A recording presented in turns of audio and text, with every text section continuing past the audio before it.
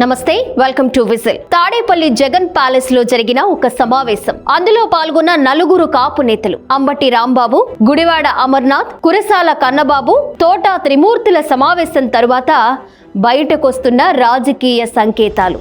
ఇవన్నీ చూస్తుంటే ఒక ప్రశ్న ఉత్పన్నమవుతోంది.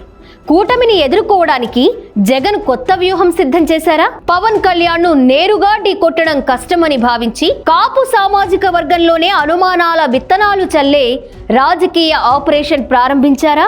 ఏ చిన్న సంఘటన జరిగినా కులం రంగు పులమడం, సోషల్ మీడియాలో భావోద్వేగ ప్రచారాలు చేయడం, వ్యక్తిగత ఘటనలను సామాజిక అన్యాయంగా చిత్రీకరించడం, ఇవన్నీ యాదృచ్ఛికంగా జరుగుతున్నాయా లేక పక్కా రాజకీయ వ్యూహంలో భాగమా? అసలు జగన్ లక్ష్యం పవన్ కళ్యాణ్ ను బలహీనపరచడమా లేక కూటమికి అండగా నిలిచిన కాపు సమీకరణాన్ని చీల్చడమా? విజిల్ విశ్లేషణలో ఆంధ్రప్రదేశ్ రాజకీయాల్లో తెర వెనుక జరుగుతున్న ఈ కొత్త కుల వ్యూహం గురించి లోతుగా మాట్లాడుకుందాం.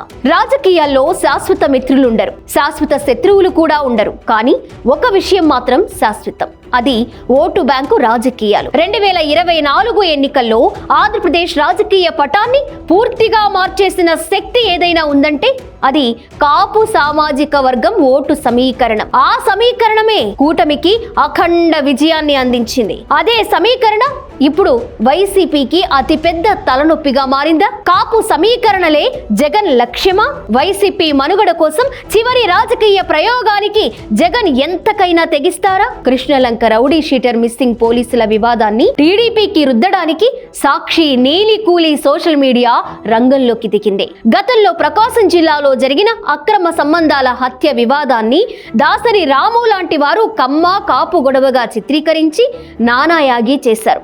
రాష్ట్రంలో ఏ మూల ఏం జరిగినా దానికి కాపు కుల ముద్ర ఆపాదించి టీడీపీని కమ్మ కులాన్ని టార్గెట్ చేయడం ప్రారంభించారు. వంగవీటి రంగా హత్యను నాడు కాంగ్రెస్ పార్టీ వాడుకుని అధికారంలోకి వచ్చింది. రంగా కుటుంబాన్ని కాంగ్రెస్ పార్టీ పూర్తి ఉద్దేశపూర్వక నిర్లక్ష్యం చేసింది. అందులో ప్రధాన పాత్ర దివంగత నేత వైఎస్ రాజశేఖర్ రెడ్డి ప్రముఖ పాత్ర పోషించారు.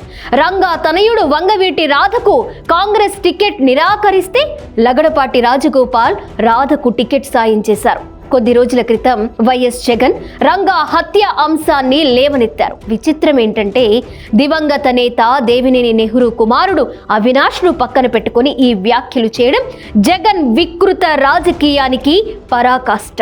ఆంధ్రప్రదేశ్ రాజకీయాల్లో 2024 ఎన్నికల తరువాత జరిగిన అతిపెద్ద మార్పు ఏంటంటే కూటమి విజయంలో కాపు సామాజిక వర్గం ఓటింగ్ ప్రవర్తనలో వచ్చిన మార్పు. గతంలో కాపు ఓటు అనేక పార్టీల మధ్య విడిపోయేది. కానీ 2024లో మొదటిసారి పెద్ద ఎత్తున ఒకే రాజకీయ దిశలో కదిలింది. ఆ సమీకరణంలో ప్రధాన పాత్ర పోషించింది జనసేన అధినేత పవన్ కళ్యాణ్. ఇదే ఇప్పుడు వైసీపీకి అతి పెద్ద రాజకీయ సవాలుగా మారింది. జగన్ సమస్య పవన్ కాదు, పవన్ వెనక నిలిచిన సామాజిక సమీకరణం. రాజకీయంగా చూస్తే జగన్ కు పవన్ కళ్యాణ్ వ్యక్తిగత ప్రత్యర్థి కాదు. అసలు సమస్య ఏంటంటే పవన్ కళ్యాణ్ కూటమిలో ఉండడం వల్ల కాపు సామాజిక వర్గం పెద్ద ఎత్తున టీడీపీ, జనసేన, బీజేపీ కూటమి వైపు స్థిరపడడం. ఎందుకంటే వైసీపీ గెలవాలంటే రెడ్డి ఓటు మాత్రమే సరిపోదు. బీసీలు, కాపులు, ఎస్సీలు, మైనారిటీలలో గణనీయమైన మద్దతు అవసరం. ఇక 2024లో ఆ సమీకరణ బలహీనపడింది. అందుకే ఇప్పుడు వైసీపీ రాజకీయ వ్యూహం పవన్ ను నేరుగా ఎదుర్కోవడం కాకుండా కాపు ఓటును మళ్లీ విభజించే ప్రయత్నానికి అడ్డదారులు, శవరాజకీయాలు, కుల కార్చిచ్చు, ప్రాంతీయ విద్వేషాలు సృష్టించడమే జగన్ ఎజెండాగా కనిపిస్తోంది. అందులో భాగంగా కూటమి పాలనలో కాపులకు అన్యాయం జరుగుతోంది అనే భావన సృష్టించడం జగన్ రాజకీయ ఆయుధంగా ఎంచుకున్నారు. రాజకీయాల్లో ఒక విషయం ఎప్పుడూ పనిచేస్తుంది. వాస్తవాల ఆధారంగా అన్యాయం జరగకపోయినా జరిగిందనే భావన కలిగిస్తే టీడీపీకి నష్టం కలిగించొచ్చు. కాపులను టీడీపీ నుండి విడగొట్టడం ఎట్టా? కాపు వర్సెస్ కమ్మ గొడవలు సృష్టించడం, పవన్ కళ్యాణ్ నుండి కాపులను దూరం చేయడం జగన్ అంతిమ లక్ష్యం. అందుకే వైసీపీ కాపు నేతలు పదే పదే మనం టార్గెట్ అవుతున్నాం అనే భావన పెంచేందుకు ప్రయత్నిస్తున్నారు. ఈ నేపథ్యంలో ఏ చిన్న సంఘటన అయినా కాపు కుల కోణంలో చూపించడం, పోలీస్ కేసులను, విచారణలను కాపు గౌరవ సమస్యగా మార్చడం, సోషల్ మీడియాలో భావోద్వేగ ప్రచారం చేయడం, రెచ్చగొట్టడం ఇవి కొత్త రాజకీయ వ్యూహాలేం కావు. గతంలో కాంగ్రెస్ పార్టీ కాపు కమ్మ కులాల మధ్య విజయవంతంగా చిచ్చుపెట్టింది. హత్యలను వాడుకోవడం, వారే హత్య చేయించి ప్రత్యర్థి పార్టీ చేయించింది. నారాసుర రక్త చరిత్ర అని సాక్షి అశుద్ధం అచ్చు మనందరం చూసాం. జనసేనను దెబ్బతీయడం కంటే కాపు ఐక్యతను బలహీనపరచడం సులభమా? ఇక్కడే వైసీపీ అసలు రాజకీయ గణితం దాగి ఉంది. పవన్ కళ్యాణ్ ను నేరుగా విమర్శిస్తే కాపు ఓటు మరింతగా ఆయన చుట్టూ సమీకృతమయ్యే ప్రమాదం ఉంది. కానీ కూటమిలో కాపులకు న్యాయం జరగడం లేదు. కాపు నాయకులకు ప్రాధాన్యం తగ్గుతోంది.